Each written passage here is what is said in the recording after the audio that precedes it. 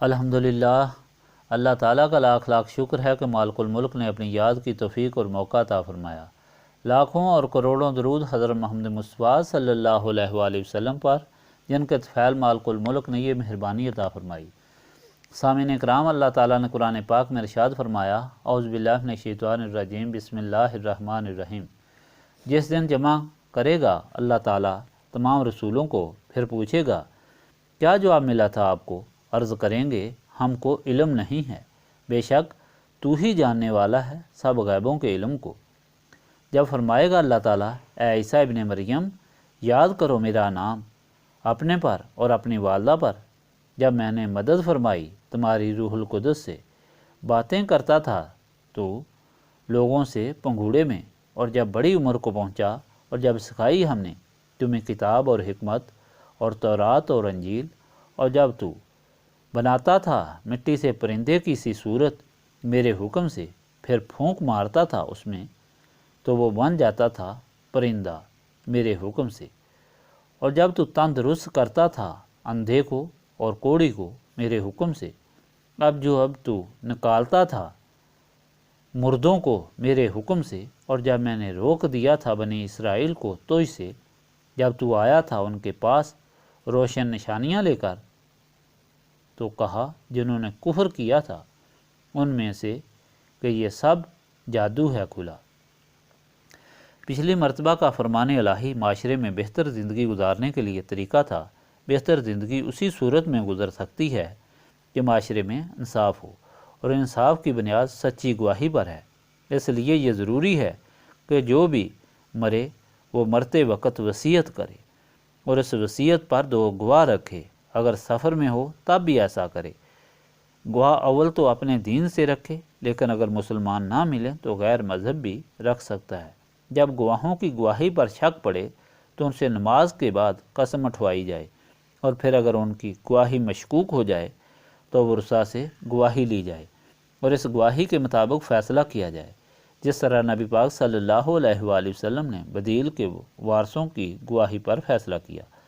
اس کے ساتھ یہ بھی بتایا تھا کہ یہ تو ثابت ہوا کہ گواہی انصاف قائم کرنے کے لیے ضروری ہے، لیکن سچی گواہی وہی دے سکتا ہے جو نہ اپنے رشتہ داروں کی پرواہ کرے، نہ اپنی ذات کی، نہ مال و دولت کی لالچ کرے۔ ایسا پاک گواہ صرف نسبت رسولی صلی اللہ علیہ وآلہ وسلم رکھنے والا ہوتا ہے کہ جس کے دل و دماغ نورانیت سے منور ہوں، اور وہ اس دنیا کی اتنی قیمت نہ سمجھتا ہو کہ اس کے لیے اللہ تعالیٰ اور اس کے رسول صلی اللہ علیہ وآلہ وسلم کو ناراض کر دے، بلکہ وہ اللہ تعالیٰ اور رسول پاک صلی اللہ علیہ وآلہ وسلم کی رضا کو ہر چیز سے مقدم سمجھتا ہو۔ گویا صحیح مسلمان بننے کے لیے نسبت رسولی صلی اللہ علیہ وآلہ وسلم ضروری ہے۔ آج کا فرمان الہی انجام کے متعلق ہے، تاکہ اس طرح کی تربیت سے لوگ اللہ تعالیٰ کا خوف کریں اور اپنی زندگیاں اللہ تعالیٰ کے حکم کے مطابق گزاریں۔ اللہ تعالیٰ نے فرمایا کہ ایک دن ایسا آئے گا جب سب مخلوق اللہ تعالیٰ کے سامنے پیش ہوگی۔ سب سے پہلے اللہ تعالیٰ اپنے رسولوں سے پوچھے گا کہ تم نے میرا پیغام مخلوق تک پہنچایا تھا اور تم کو کیا جواب ملا تھا؟ یہ سوال فردن فردن ہر رسول سے کیا جائے گا، تو وہ جواب دیں گے، اے اللہ تعالیٰ تو بہتر جانتا ہے، تجھ سے تو کوئی چیز چھپی ہوئی نہیں، تو غیب کا علم جاننے والا ہے، ہمارا کیا جواب ہو سکتا ہے اور ہم کیا جواب دے سکتے ہیں؟ پھر اللہ تعالیٰ حضرت عیسیٰ سے پوچھے گا، اے عیسیٰ کیا آپ کو یاد ہے کہ اللہ تعالیٰ کے آپ پر کتنے احسانات ہیں؟ آپ کی والدہ پر کتنے احسانات ہیں؟ اپنی ساری زندگی دیکھیں، آپ کو اللہ تعالیٰ نے اپنے حکم سے بغیر باپ کے پیدا فرمایا۔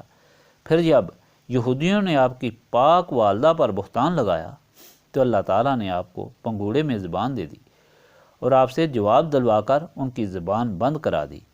پھر آپ نے ہوش سنبھالا اور رسالت میں دی تو لوگوں میں رہنے اور اللہ تعالیٰ کے راستے کی آپ نے تبلیغ کی۔ پھر جب یہودیوں نے آپ کی رسالت کا انکار کیا تو اللہ تعالیٰ نے رسالت کا انعام دینے کے علاوہ رسالت کے ثبوت کے لیے آپ کو معجزے عطا فرمائے، جبرائیل سے مدد فرمائی۔ آپ مٹی کا پرندہ بنا کر اس میں پھونک مارتے تھے تو وہ اللہ تعالیٰ کے حکم سے زندہ ہو کر اٹھ جاتا تھا۔ آپ مادرزاد اندھے کو اللہ تعالیٰ کے حکم سے بینا کر دیتے تھے، آپ کوڑ والے کو تندرست کر دیتے تھے، آپ مردے کو اللہ تعالیٰ کے حکم سے زندہ کر دیتے تھے۔ پھر ان سارے اعجاز کے باوجود جب یہودی ایمان نہ لائے اور انہوں نے آپ کی رسالت کا انکار کر دیا اور کہا کہ یہ سب جادو ہے، اور وہ آپ کو پھانسی چڑھانے کے لیے تیار ہوئے، تو اللہ تعالیٰ نے آپ کو اپنے پاس بلا لیا، پھر دنیا میں بھیجنا ہے، حضرت محمد مصطفیٰ صلی اللہ علیہ وآلہ وسلم کا امتی ہونے کا شرف بخشنا اور امت محمدیہ صلی اللہ علیہ وآلہ وسلم میں سے بنایا، اور آپ کے ذریعے سے دین اسلام کو دوبارہ زندہ کرنا ہے۔ یہ احسان ہے آپ پر اور آپ کی والدہ پر اور سارے رسولوں پر اور ساری مخلوق پر، اس لیے سب کے لیے ضروری ہے کہ وہ اپنے مالک و اپنے خالق کے سامنے سچے دل سے سر بسجود ہو کر اپنے گناہوں کی معافی مانگے اور زندگی با خدا گزار کر جنت کے وارث بنے۔ لیکن یہ ساری کاروائی نسبت رسولی صلی اللہ علیہ وآلہ وسلم کے بغیر ناممکن ہے۔ نسبت رسولی صلی اللہ علیہ وآلہ وسلم ہی دل و دماغ کو ان انوار و تجلیات سے منور کرتی ہے جو حضور پاک صلی اللہ علیہ وآلہ وسلم کے سینہ پاک میں ہیں۔ صرف اسی طرح سے انسان سلامتی ایمان سے زندگی گزار سکتا ہے اور شیطان اور نفس کی چالاکیوں سے بچ سکتا ہے۔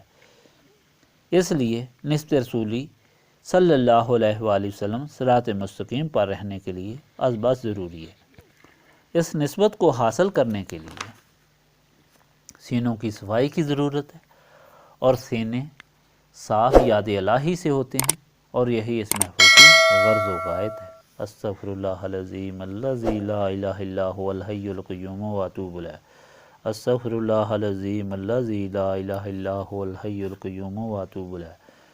استغفر اللہ العظیم الذی لا الہ الا هو الحی القیوم واتوب الیہ۔